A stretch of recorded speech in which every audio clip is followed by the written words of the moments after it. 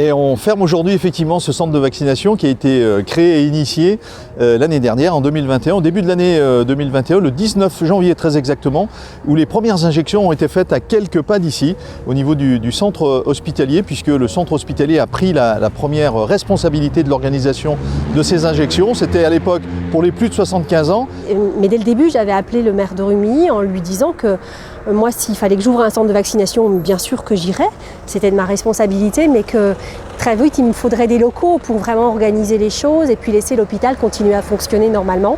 Et il a tout de suite validé l'idée de mettre à disposition la salle des fêtes. Le 31 mai 2021, le centre hospitalier qui gérait ce centre sur ses besoins et ses ressources propres est arrivé au bout de son exercice, et c'est la ville qui a repris la responsabilité de ce centre avec le partenariat de la protection civile pour mettre en place toute la logistique et l'organisation des mois qui se sont succédés.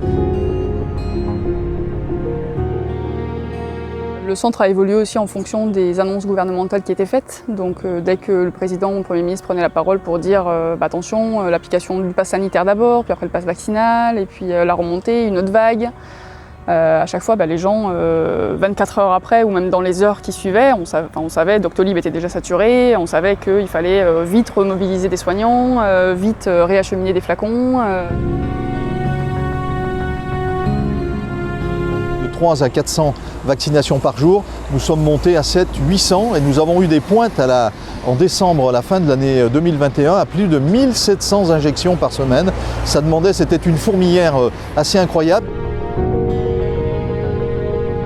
On n'a eu que des retours extrêmement positifs, des adultes et également des enfants, parce que c'était quand même un moment assez particulier de venir dans une salle des fêtes collective se faire pratiquer une injection Covid. Et tout ça s'est formulé effectivement dans un environnement, une solidarité, une prise en compte de l'autre qui était tout à fait exceptionnelle.